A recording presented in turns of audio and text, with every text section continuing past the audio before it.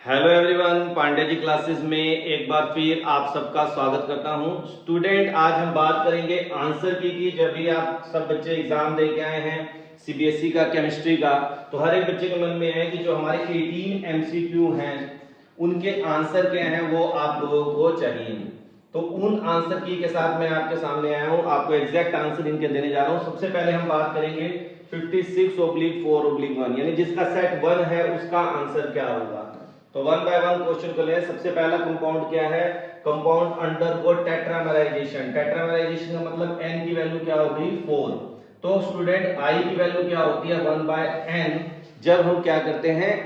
Association करते हैं। अगर डिसोसिएशन होता तो i इक्वल टू n हो जाता, तो आंसर होगा 1/4। तो आपका आंसर क्या आ जाएगा? 0.24। The half life for the zero order reaction, ये आपकी डेरिवेशन है, आपको याद रखना पड़ेगा। r अपॉन क्या हो जाता है? 2k हो जाता है, जहां पे r क्या है? Initial concentration. आपने अगर डेरिवेशन याद की होगी तो a नोट बाय 2k याद की होगी, मगर यहाँ पे r बाय 2k दे रखा है। ऑप्शन क्या आएगा? डी।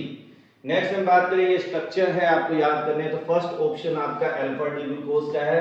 दोनों OH क्या है? सेम पोजीशन पे है। बीटा में क्या होता है? अपोजिट हो जाते हैं। जैसे ये बीटा डी ग्लूकोज है, ये अल्फा है, तो ये स्ट्रक्चर आपको याद, मेमोरी बेस्ड है। नेक्स्ट है, अगर आप यहाँ देखें, यहाँ पे नाइट्रेट है, यहाँ सल्फेट है, ये दोनों क्या हो जाएंगे स्टूडेंट? एक्सचेंज हो जाएंगे। और ऐसे आइसोमर को हम क्या बोलते हैं? Ionization isomerism. तो आपका ऑप्शन बी क्या होगा? करेक्ट होगा। Next, reaction of 1 phenyl 2 chloropropane. 1 phenyl है और 2 क्लोरोप्रोपेन आपको गिवन है स्टूडेंट, और कह रहा है अल्कोहलिक KOH इसमें हमने डाल दिया। तो अब आपको पता है यहाँ पे बीटा एलिमिनेशन होगी। तो बीटा एलिमिनेशन में एक तो डबल बॉन्ड यहाँ बन सकता है, एक डबल बॉन्ड यहाँ बन सकता है, मगर हमें क्या करना है? हमें डबल बॉन्ड वहां बनाना है जो सेटजर रूल के अकॉर्डिंग क्या होगा? मोर स्टेबल होगा। तो हमारा मोर स्टेबल कौन सा बनेगा? CH double bond CH CH3। Nomenclature करेंगे इसका तो क्या आ जाएगा? 1 फिनाइल प्रोपीन। तो ये आपका ऑप्शन ए क्या है इसमें? करेक्ट है। नेक्स्ट हम बात करें diethyl ether. Excess of HI आ गया। कई बच्चे यहाँ पे गलत करके आए होंगे, इथेनॉल लिखा होगा। अगर केवल HI आता तो इथेनॉल था, मगर एक्सेस में आ गया, इसलिए आपका ऑप्शन क्या आ जाएगा? Ethyl iodide.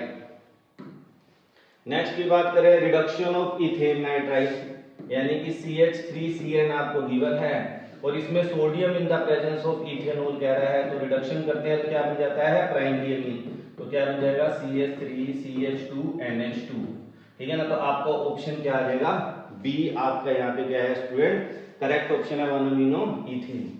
How many Faraday are required to reduce 1 mole? आपको पता है मैग्नीज यहाँ +7 है, यहाँ +2 है, 5 इलेक्ट्रॉन का ट्रांसफर हो रहा है, इसलिए ऑप्शन आपका क्या आएगा? डी आएगा। In the reaction initial concentration of reactant increases 4-fold and the rate of reaction becomes 16-fold। ठीक है स्टूडेंट?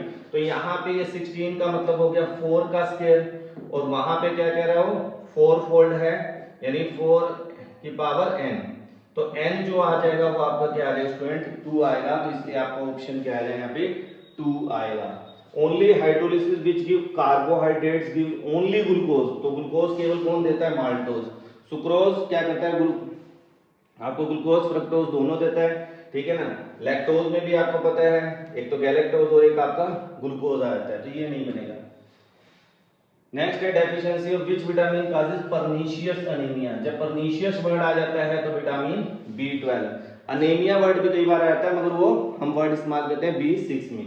तो पर्निशियस अनीमिया आ गया तो विटामिन B12 आपका यहाँ पे करेक्ट होगा। अगली कौन सी student? Cross aldol condensation reaction है, क्योंकि एक के पास अल्फा हाइड्रोजन नहीं है और एक के पास अल्फा हाइड्रोजन है, और दो डिफरेंट जब एल्डिहाइड या कीटोन रिएक्शन करते हैं तो उसे हम क्या बोलते हैं? Cross aldol condensation. In which of the following does the central atom exhibit the an oxidation state +3? तो यहाँ पे लिखकर क्या स्टूडेंट? +2 है। यहाँ बात करें तो +2 है, मगर यहाँ पे आयरन क्या है? +3 है। यहाँ कॉपर की बात करें तो +2 है। तो आपका ऑप्शन क्या होगा? सी करेक्ट होगा।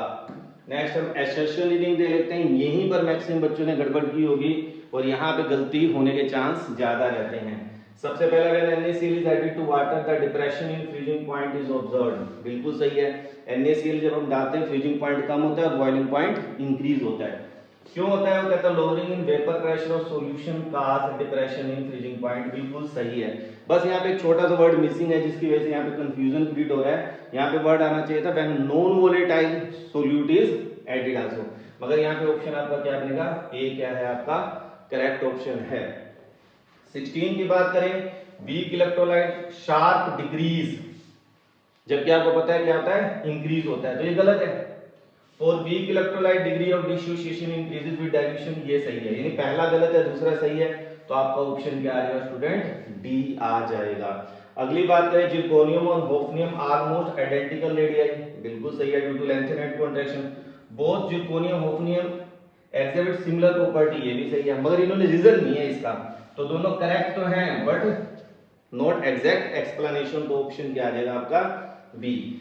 18 की बात करें, monobromination of amine can be conventionally done by the protecting the amino group, बिल्कुल सही है, प्रोटेक्शन करके हम नाइट्रेशन करते हैं, क्यों करते हैं, क्योंकि acetylation decreases the activating effect of amino group, तो दोनों बिल्कुल सही है और एक दूसरे का एग्जैक्ट एक्सप्लेनेशन है, ये क्या होगा आंसर ए, तो ये आपके सेट ए का आंसर है।